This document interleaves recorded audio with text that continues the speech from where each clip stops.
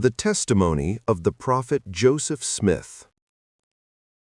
On the evening of September 21, 1823, a young man named Joseph Smith turned to God in sincere prayer.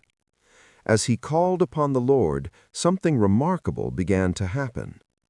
A light appeared in his room. It grew brighter and brighter until it filled the entire space, brighter than daylight.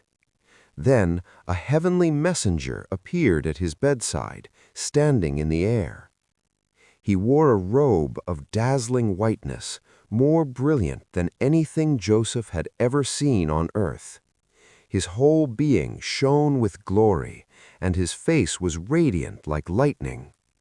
Though Joseph felt afraid at first, the fear quickly left him. The messenger called Joseph by name and introduced himself as Moroni, a messenger sent from the presence of God. He told Joseph that God had a great work for him to do, and that his name would be known among all nations, for both good and for evil. Moroni explained that there was a sacred record written on gold plates containing the history of ancient peoples who once lived on the American continent. He said that this record also held the fullness of the everlasting gospel as taught by Jesus Christ to those peoples. He also spoke of special instruments called the Urim and Thummim, prepared by God to help translate the record. Moroni instructed Joseph that when the time came to receive the plates, he must not show them to anyone unless commanded by God. As he spoke, Joseph was shown in vision the exact place where the plates were hidden, so clearly that he would recognize it when he saw it. When the message ended, the light gathered around Moroni, and he ascended into heaven. The room returned to darkness. Joseph lay awake, amazed at what he had seen and heard. But soon the light returned, and Moroni appeared again.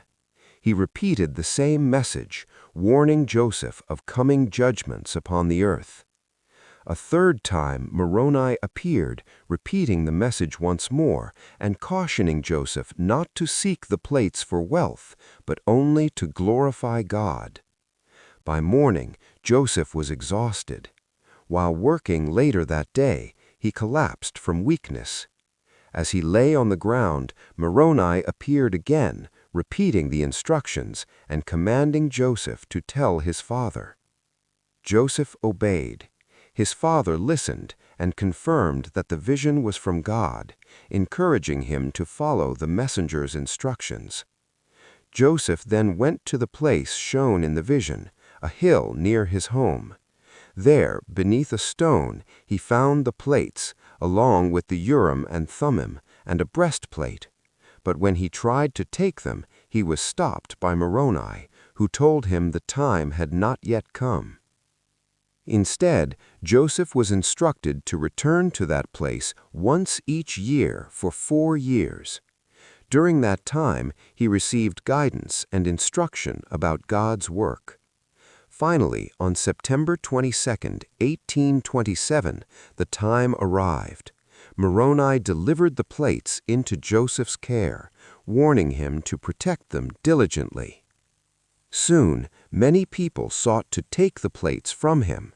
Joseph faced great opposition and persecution. But through God's wisdom and protection, he preserved them and completed the work required of him. When the time came, the plates were returned to Moroni. Through the gift and power of God, the sacred record was translated and published in 1830 as the Book of Mormon, a voice from the dust testifying to Jesus Christ to all the world.